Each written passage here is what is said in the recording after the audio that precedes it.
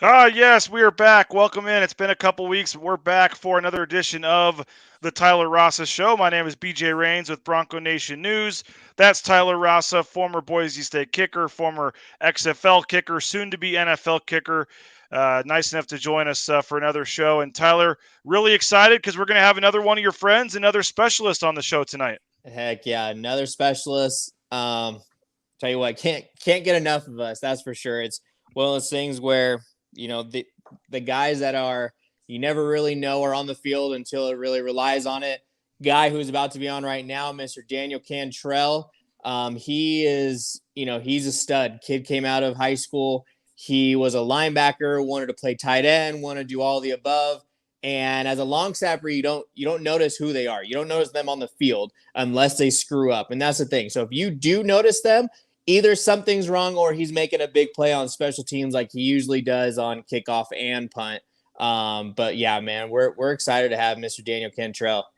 And I know he's going to, he declared for the NFL draft. He's going to take his shot in the NFL. He's currently playing in the Tropical Bowl down in Florida in front of some NFL scouts. So get your questions in, get your comments in.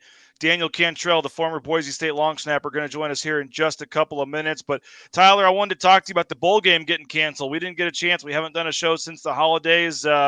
Just obviously COVID hit the team pretty bad. They were forced to cancel the bowl game. Obviously disappointing for a lot of these guys, and especially the Riley Wimpies of the world, the Kekala Kanehos, the guys that their career ended. I mean, technically, Danny Cantrell had another year if he wanted it, I think. But I mean, just for the guys that knew they had nothing and they were done, to have their careers end unceremoniously like that had to be tough to take. Yeah, that's a hard one too, especially when you put so much time, you put blood, sweat, and tears into the program, and you think about it too. I mean, a lot of those seniors, like those guys, like Joel Velasquez, even too, where they haven't played a bowl game in it's been 3 years, correct? Yep. Yeah, it's been 3 years. And so the last bowl game they kind of remember was even, I think it was, we were in Vegas. And that's how long it's been. And you feel for these seniors because they want to go play in the postseason. They want to go do a bowl game. They want to celebrate with their teammates. And they weren't able to, and it's cut short. And that's the problem too, is they don't know it's cut short. And it's one of those things where you never know when it's going to go until it actually does. And that closure, I mean, as a senior, that closure, your final game, going out there, getting to know you're putting those pads on one more time, looking around, knowing this is the last pregame warm-up. All those seniors thought they were going to have the bowl game. So what's that like where you find out your last game is now done and you don't get that kind of final closure? Yeah, I mean, that's where it leaves that bitter taste in your mouth. And whether you're going to the next level or whether you're not, I mean, you're always going to have that weird itch of, what if this happened in the bowl game? What if I did this? And those guys who, could possibly be on the draft board, like Kaneho, who, what, he could have went out and he could have done something in this bowl game to where it makes him rise on the draft board more. You just never know. And that's where that what if comes in, and it's that bitter taste in the mouth. Well, I want to get Danny on here in a minute, but first of all, just tell us about before we get the long snapper on. Tell us about Danny, and I know your friendship and just long snappers in general, because I know a lot of people don't think much of a long snapper. It's a pretty unheralded. You don't get a lot of praise at that position or much attention, but if there's a bad snap, people notice that. Oh yeah, people notice, and what people don't understand either, it's when you're a long snapper, you're taking shots from all angles. I mean, you are constantly getting hit. You're constantly having to put pressure on somebody else.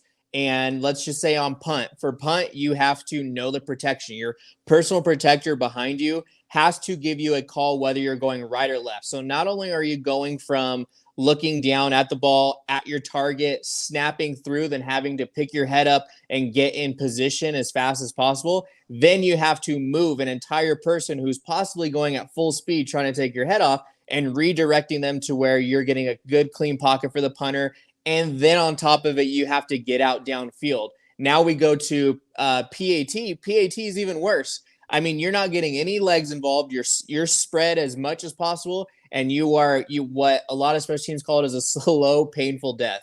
You are snapping, you're getting your arms up, and you are getting a slow, painful death because you're getting hit from 2-3 different angles.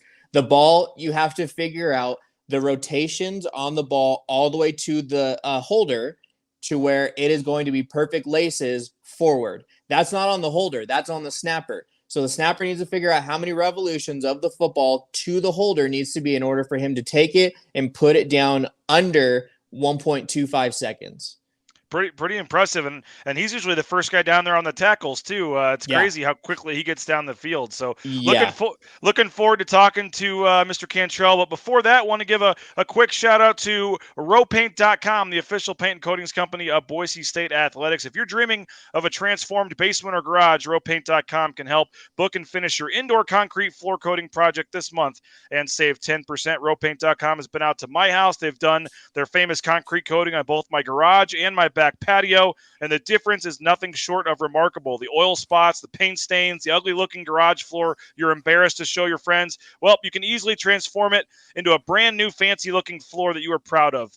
We've got 2 different colors on our back patio. The coatings make it look like a big brand new patio, more than a dozen color combinations, even a blue and orange one for Boise State fans. So it's not epoxy, it's way better. Polyurea floor coating, it's 4 times stronger than epoxy and backed by a 15-year warranty. So in other words, it's the last floor coating you will ever need. Again, don't miss the savings. Book now, have the work done by January 31st, and save 10%. Make sure you tell them you heard BJ Rains talking about it on Bronco Nation News. That's rowpaint.com, the official paint and coatings company of Boise State Athletics.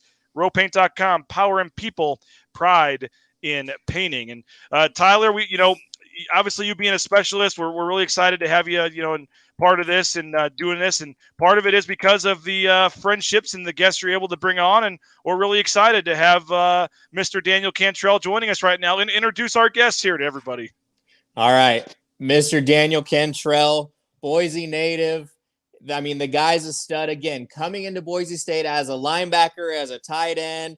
I mean, he was everything on the team. And then, sat him down one day and said, hey, you have a future in long snapping, whether you like it or not. I know you want to play more, but dude, you're a stud. You're going to do great things. And here we are, man, 4.5 years later, Mr. Daniel Cantrell himself. How's it going, man? It's going pretty good. How about you guys? Pretty good. Can we get you to turn your camera sideways maybe so we can see that beautiful mug there a little better? There we go. Appreciate it, man. Well, first of all, we appreciate you coming on. I know it's a little late. You're actually in Florida getting ready for a bowl game. Tell everybody about what you're doing right now. Yeah, so I'm down here in Orlando getting ready for the FBS Tropical Senior Bowl. It's a senior all-star game pretty much, and we got some practices coming up starting on the 13th, and then the game will be on the 15th. So it should be a good time and learn a lot. Fun. Well, what kind of experiences do you see for you in terms of getting your name out there and getting to play in front of some scouts and hopefully help continue that dream you've got of wanting to get into a camp or get drafted and play in the NFL? Yeah, it's definitely going to help a lot. They got time set up for us at dinner to meet with scouts, and scouts will be at the practices. And then they also set times for us where we don't have anything to do at all, and scouts will be able to contact us then. And then I'll also be able to work with some other specialists from other colleges and learn about how they do their processes, which learning from everybody else is a big part of the specialist, how we improve. So you've been down there for 3 or 4 days now, okay? You've been seeing a different, snapping coach who's there. What are some of the things that, he is now brought to light to you that maybe you didn't know? There's different forms that maybe you're, learning. What's just some of the new things that's coming about with new coaches, with the snapping world, and with some of the other guys that are around you? Yeah, some of the new things that I've been learning and have to improve upon is blocking schemes, especially in college and at Boise State. I got the free release right after the snap, which was a lot of fun. But in the NFL, the only people that can release are the gunners until the ball is punted. So we have to be blocking. And I was learning how to block more efficiently, the proper stances or setbacks for that. And also we did a little work on counting of the box and typical who the long snapper will have to block. And we had some fun doing that at the special teams U camp I was at. There you go. And then when it comes to, those other specialists, where are you feeling you're ranking up against them? I mean, you're feeling good down there. You're a big boy, man. You're athletic as can be. As far as your chances, what are you thinking?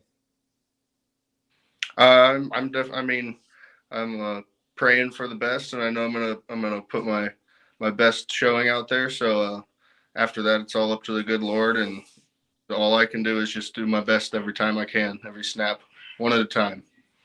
Tell us, Daniel. We're visiting with Daniel Cantrell, former Boise State long snapper here. Tyler kind of quickly told about your story, but talk about no one grows up dreaming wanting to be a long snapper. I mean, talk about your journey and how you got to this point, and just a little bit about your football background.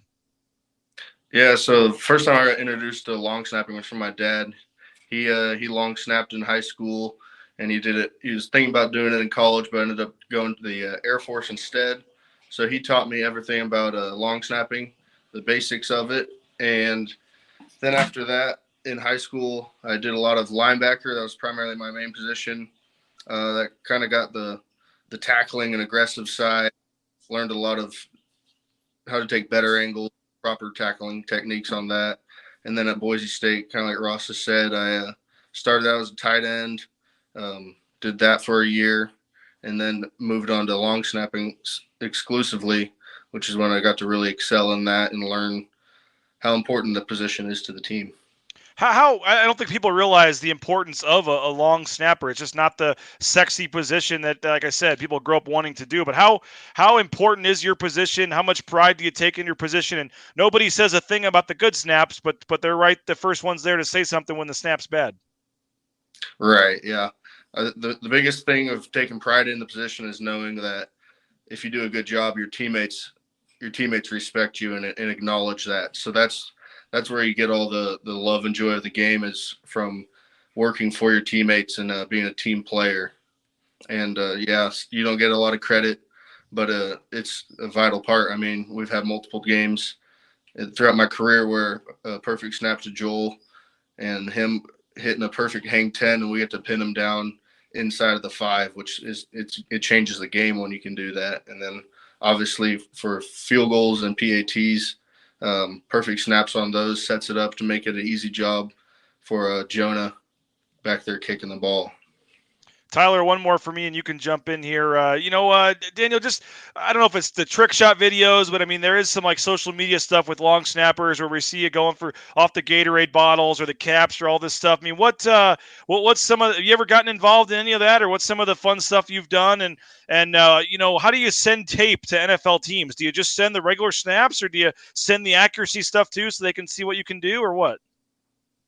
Yeah, I've done a couple of trick shot things. We have these tackling donuts that we use for tackling, and they're kind of the perfect height for a holder. So I was using that as a trick shot in a drill to emphasize the perfect PAT snaps.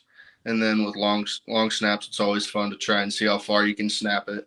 So I've gotten that one out 25, 30 yards every once in a while. That one's always just for fun. As far as the film goes, I'm still learning it, but you just film the snap. You want the times and you want them to be accurate, obviously, and then for this NFL, you got to have your athleticism of blocking, so showing that, and then from what I've heard is I'll give it to my agents, and then they can send it out to all the teams after that.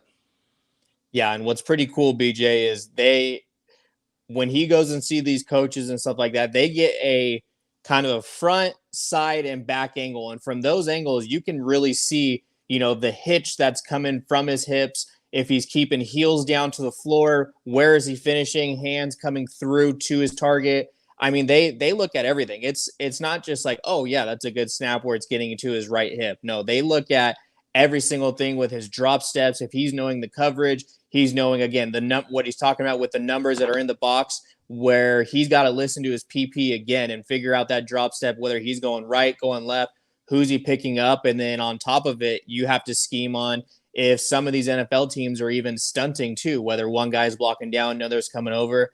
I mean, Daniel's he's going to learn a lot. He's got a lot ahead. And taking a step back, Danny, what are some of the things, with Boise State that, It's a terrible way to go out. Another bowl game that you're not able to attend. But what are some of the things that you're going to miss about Boise State, miss about being a specialist at Boise State, and then just Boise State itself? I mean, I'm sure same with you, the camaraderie with the brothers. I mean, especially the specialist, me and Joel leaving there, it's going to be big shoes to fill. Not trying to talk me and him up, but we've got a younger crew of specialists behind us, so they've got a lot of work to do. And we'll be excited to watch them do that. But definitely the locker room, post game, the locker room is electric, and the workouts in the summer with all the teammates, doesn't matter what position they are, just the bonding through that. I'm definitely going to miss that. And just Boise in general, I grew up there, love it. So I'll miss all those aspects.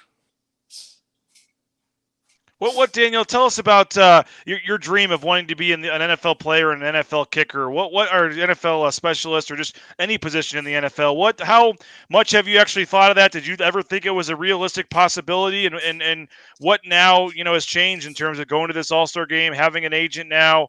Does it feel like it's more of a realistic possibility? Yeah, definitely. I'm not sure when I really thought that I could actually do this, but I always wanted to make sure that I set up my future so that I could, and what that meant was just constantly playing my best, and that's primarily just for my teammates at Boise State. I mean, if you go out there and do what you can for them, then it'll set yourself up for success in the future. And with this All-Star game, getting an agent, it's definitely exciting to see these stones kind of getting set up in front, and kind of the path starting to get laid out. So now it's pretty much I just got to perform and be me and see where it goes.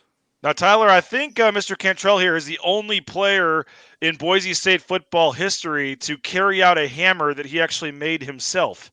Is that correct? Is that correct, Danny? I think it is. Yeah, it is.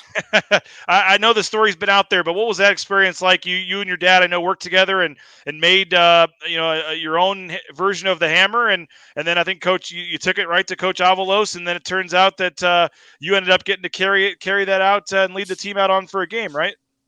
Yeah, it was the first game of the season. It was awesome.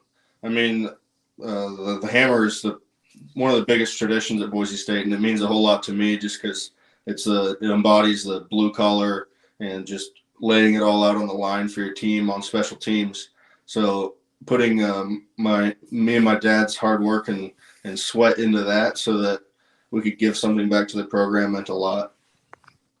Well, we won't keep you too long. I know you got to get to bed. You're down there, but final thing from me. What just how do you encompass your football career to this point? You mentioned just growing up in the area and what Boise State means to you. I know, as Tyler said, it ended unfortunate, not the way you wanted to, but how do you look back at your years suiting up and playing on the blue and your football career to this point, and hopefully what's ahead? Yeah, definitely looking back, it's just been a blessing. There's no other college, no other school that I wanted to have played for. Being at the local crew and getting all the family and friends to come watch, being able to bring teammates up to the parents' place for Thanksgiving meals, giving them home cooked meals, making them feel welcome, and it was just a blessing, and I'll definitely never forget it, and always love Boise State. Well, Tyler, you can end the interview here. What do you make of his chances? You've obviously been in some NFL camps and stuff yourself. You think this guy's got what it takes? Oh, 100%. And I think for him, once he gets his blocking down, I mean, Daniel's a student of the game himself. So once he figures out this blocking, once he gets the coaching and the teaching of, any of the programs that take a chance on him, because every single one's going to have a little bit of a different philosophy. So once he gets in there, once he figures out what they're about, what they want him to do, and how he's just going to adjust to what they have, I mean, he's got as good a chance as anybody. I mean, he just got to keep his head on a swivel. He's got to put his head down, go to work like he usually does, and he's going to be okay. Daniel, before we let you go, do you got any juice on Tyler? Any inside info you can give us? Any dirt on Tyler? I mean, he brings all of his friends on here, and they're all real nice and say all nice things about him. You got anything before you go that you can let our listeners know that's maybe not so great about Tyler? I've never seen a single bad thing about him. He's awesome. Oh, man, I'm sure he's paying you for that. But thanks, Daniel. We appreciate it, man. Best of luck in the All-Star game. Best of luck moving forward with your career. And I'm sure we'll be staying in touch with you and seeing you at Pro Day. And best of luck moving forward, man. Thank you very much. There he is. There he is. Tyler, how do you always get such guys that are so nice to you, man? Come on. That's called good friends. That's called surrounding yourself with good people that make you better. What, man, you've been through the whole thing, numerous times now, and I want to get into your workout here with the Eagles in a little bit because we haven't talked through them. But what's it like for Daniel right now at this All-Star game with scouts watching him and timing him, and then he's going to have Pro Day coming up? How that first experience when you went through that for the first time, how nerve-wracking was that whole first couple of months after you finished your career trying to get your foot in the door in the NFL? Yeah, it's one of those things where it's almost like you don't realize in the moment, like kind of what's going on. It's just like you're there, you see all these scouts. There's going to be all 32 teams. There's going to be GMs. There's going to be coaches. And he's going to be feeling a way that he's never going to feel before. And there's a difference between game day at Boise State where it's familiar and this is unfamiliar. And we kind of talked a little bit about the nerves and stuff like that. And everybody always gets kind of that weird jittery side with nerves. And that's where I just told him, I was like, hey, the more you're nervous, the more you care. When you're nervous, you care. And that's all it is. You care about your future and you care about what's going on.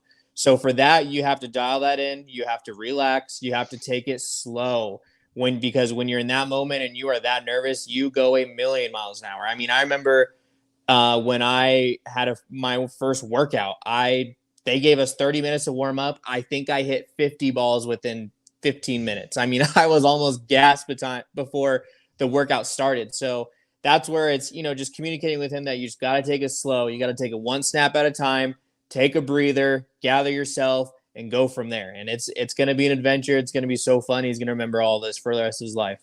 Well, we got a couple minutes. If anybody has a comment or a question for Tyler, whether you be on the YouTube page, the Facebook page, I think we're still working on the Twitter comments, but make sure to subscribe, by the way, on YouTube to our YouTube channel, Bronco Nation News.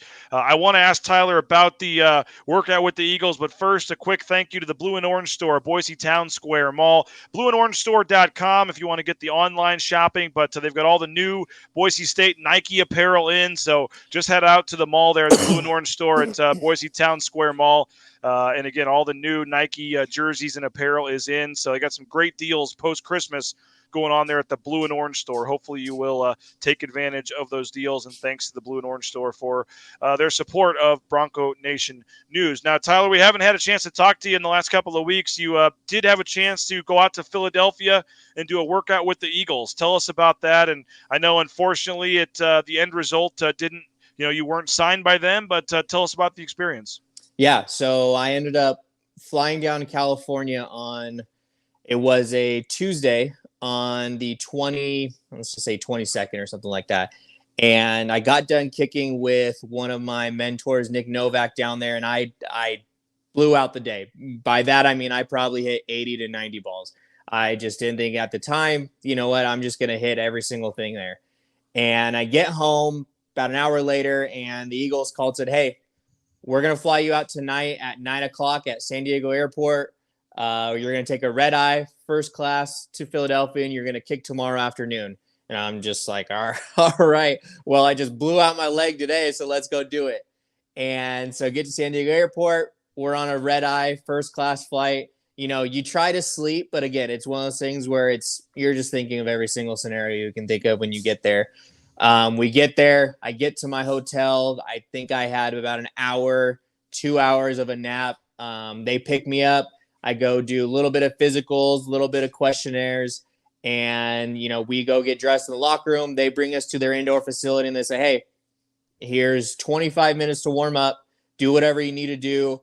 At 2:10 sharp, we're going to start. And it's when you hear that 2:10, you better be, ready to go at 2:09. And sure enough, 2:09 comes around. Their long snapper, their holder come in, and we're going full live snap hole kick. We go 10 kicks back to 55, and it was me versus one other guy at the time who he spent a couple times he has spent some time with a couple teams in the league, and we both had really good showings. I ended up going 10 for 10, had a great day. I think I hit my 55-yarder by 70 yards. I mean, I crushed it. I felt great. And, they kept me overnight, and they just said, hey, it's the showing that you just had right now is unbelievable. We did not think that you were honestly this good, but we're going to keep you overnight. There's going to be somebody that comes in tomorrow and is going to go ahead and kick, and he's a vet. And I kind of knew, for a guy who's a vet, he's probably going to have a kick or two leniency. And he ended up going 9 for 10, and they signed him, and he's one of my friends. Congratulated him, was happy for him. Him and his wife they have a baby on the way. So, I mean, if there's anybody that it happened to where he was signed over me, I'm glad it was him. And it was a great experience. I've still heard some good things from some of their coaches, from staff, and from there, it's, we're just taking the next step forward. But I've had some good showings in my last couple workouts. What is it encouraging that you got the call and you're still on radars, or is it just continuing to add to the frustration and the disappointment of just not getting that full chance to get on a roster? Yeah, I mean, it's a little bit of both. I mean, what was really good was having that workout during season.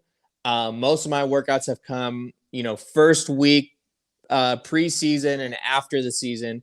So to get it during the season is good that they're expanding their horizons. They see what I've been able to do, what I did in the XFL, the continuous stuff that I post.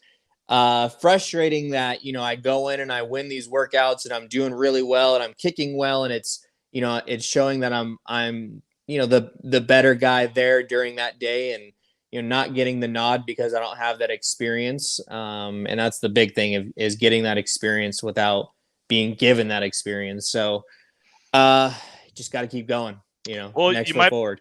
Might be able to add another league that you've played into the list, hopefully with the is it the USFL? Tell us about the new league, and I understand that you are eligible for that draft, right? Yeah, so a couple weeks ago, director of the league go ahead and gave me a call for the specialist. They are having a combine to get into the draft. He gave me a call. We've known each other for about 4 years or so. I met him at the spring league about 4 years ago, and that was where he was a scout for the Panthers then. And, we had some good talks then. We built a good relationship, and I haven't talked to him since until he called me and said, hey, do you remember me from when I was in the spring league? And I said, yeah, we had this talk. And, it's something where you never know who's going to be where at what time. So that's where you always build that bridge. You always build a good relationship with somebody, and just always, establishing that relationship. And so he went ahead, he put me in the draft pool. We're going to see who the other 4 coaches are going to be here soon, but I am in the USFL draft pool, and we're going to see where that goes. When's the draft, or what is the next step? February 22nd and 23rd. Excuse me. And that is where they will go ahead and let us know, what team we're on, and everybody's going to be located, central location in Alabama. And that's where everybody will go. Everybody will play at the stadium down there where the AAF used to formerly play.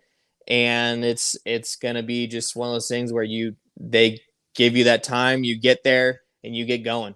So you're talking about for training camp, or are you talking about for the actual season? Both. Oh, wow. So I saw some of the team names. Was it Kevin Sumlin? I think I saw it coaching the Houston team, or who? Yeah. I saw, and I've seen some other coaches come out. But so they're, even though the team names are from different cities, they're doing the bubble this year. The first year, yep. The first year, everybody's going to be there, which is a smart idea on Fox's part. So Fox Sports will be in charge of everything. They're going to be in charge of transactions. They're going to be in charge of TV deals. They're going to be in charge of money and everything. So Fox Sports will be down there. They're going to just have everybody there for the first year, save some money, and just try and basically get this league up and running, and almost try and get it to be a feeder to the NFL. So how many? So there's 8 teams, I believe, right? So I mean, are you guaranteed to be one of the 8 kickers, or are there going to be more than 8 that could get drafted from, or what? There's no guarantees in this business. But I am in the draft pool for one of the 8 teams, and what they do is they just look at their sheet. They'll take their notes. They'll probably call, anybody that's in the draft pool. Most of the time, coaches, somebody from the teams will give a call and just say, hey, who are you? What have you done? Where have you been? Have a little bit of a conversation. and you go from there. And it's just hoping that you get picked. Well, I want you to get picked. I want this to be a good year for you. But we're still holding out hope for that NFL dream. But if it comes around this time next year, I'm hoping if my Battlehawks are looking for a kicker in the XFL, maybe we can get you to St. Louis, man, on the Battlehawks. That'd be my dream if you couldn't be kicking in the NFL, man. Yeah, actually, one of my best friends from California was a kicker for the Battlehawks, Taylor Rausa Show. We possibly could get him on here one day if you need a St. Louis, not native, but a St. Louis guy that's here. I'll go put I got a Battlehawks hat, man. I got the gear. I'm ready to go. Oh, he'd love that. He would be all about that. So, yeah, he's a great guy. He might be in the draft pool here soon as well. But yeah, we're all fighting for that, and it's just another step in the road. I mean, it's if you think about it, I've done between high school, junior college, Boise State, spring league, arena football, the spring league again, another arena, the AAF, the XFL, could be the USFL now. I mean, we're just checking off all the boxes on the way there. Hey, man, we saw the story about the Georgia quarterback, and everybody was making a whole thing about him going to JUCO and coming back and his story. I mean, I think that when you get to that, when you get there, man, we're going to be hearing that story about all the stops that you had, man. It's going to be pretty cool. But we did have a comment here from James. He says, respect, keep it up, Tyler. I remember watching you and Nick Stevens back at Vista Murrieta. Yeah, Nick Stevens was our quarterback then. He ended up going to Colorado State. Yep. He played. He was there for 3 years. Kid's a stud. He lives in Colorado Springs now. But yeah, Nick Stevens was a high school teammate. Great guy. Before we get out of here, Tyler, what'd you think of the national title game last night? It was unbelievable. Those two teams right now are in a league of their own. It's not even close. I mean, I think that Georgia defense itself will be one of those things where 5 to 7 years down the road, they're going to be showing graphics of that national championship team, and they're going to say, okay, 12 of their starting 11 are going to be, either all pro guys or guys starting the NFL who are just studs. I mean, they are in a league of their own. Those two teams they can be feeders just to NFL alone with the draft. It's pretty crazy. Yeah, it was a low-scoring game, then all of a sudden high-scoring at the end. Yeah. You had a couple controversial. Was it a fumble? Was it an incomplete pass? And now you turn the page to next year, and they already have the early top 25 lists out and stuff. And Tyler, and I saw that Brett McMurphy, he's with the Action Sports Network now, one of the most respected kind of college football insiders, had his top 25, and then he had 25 more teams that he said are the next 25. And so 50 out of 128, and he did not have Boise State in the top 50. It does seem like because of the 7-5, because of just whatever, it does seem like they're going to be a little under the radar, a spot they haven't really been in a while going into next season. Yeah, which is good. I mean, it's a spot where they're in a no-lose situation is what they're in right now. They are kind of backs against the wall, and it's one of those things where if you ever, see a hurt animal and this animal is back against the wall, they're going to be fighting for their lives. And that's what they're going to be doing next year and the next couple of years, especially for Avalos. I mean, he's back against the wall. Let's go to war. Let's go fight. And we have nothing to lose right now. Nothing to lose, everything to gain. Well, Tyler, appreciate your time, man. Thanks for doing this. Sorry that we've had scheduling conflicts and some things, and I apologize. I was on vacation and then with the holidays and stuff, so we're glad we could make it work, and we'll see if we can keep this going. I don't know if we can make it work all off season, but maybe if we just go down the Battlehawks roster and find guests, we can keep this going. But appreciate it, man. I know we want to try to get Joel Velasquez on at some point here, and some other guys from Boise State, and we'll try to keep this thing going as much as we can, and we'll typically be on Mondays, but with the championship last night, we came with Tuesday, but we'll shoot for next Monday, and we'll go from there, man. But appreciate your time, and again, if folks are wanting to reach out, and I know it's a little cold now, but Tyler is available to do some private lessons and things like that. So if you got a kicker out there, or you are a kicker, middle school, grade school, high school, I don't think it matters. Tyler, you're still looking to do some private lessons, right? How can folks reach out to you? Yeah, again, go ahead and you can message me on Twitter. You can message me on Instagram. I have 2 different pages. My kicking page is Rausa Kicking, but any sort of message on any of those platforms, you can go ahead and shoot me a message. I'll respond to each and every one of you. And reach out to me as well if you can. I can help getting you in touch with Tyler if you'd like. If I'll only take 10% of whatever Tyler's costs will be. But appreciate it, Tyler. Hope folks will reach out to you. But I hope you're leaving pretty soon. To be honest, hope you get to go down there to the league down there at the USFL, and that should be a lot of fun. So thanks a lot, man, and best of luck. And we will talk to you Monday nights next week. Yes, sir. We'll see you soon. There he is, Tyler Rausa. I'm BJ Rains. Heading to Reno in the morning. We'll be Lawler Events Center, Boise State at Nevada tomorrow night. We'll have the full pregame, postgame live shows coming to you from the Lawler Events Center. Big one for Boise State basketball. So looking forward to getting down there to Reno and full coverage coming up of that. So thanks for watching this. Thanks for following. Thanks for hopefully being a subscriber. And we will talk to you later. BroncoNationNews.com. Welcome back to the Blue, Albertson Stadium, home of your Boise State Broncos, the bastion of Bronco Nation, a field of dreams where greatness has become a tradition. Whether you're new to Idaho and this is your first game, or your family has had season tickets for 3 generations, Olivia Ford of Boise wants you to know you're welcome here. When it comes to concrete, we've got you covered. RowPaint.com offers custom concrete coating services for your garage, business, warehouse, and more. And we do it in one day. We are your complete concrete coatings solution.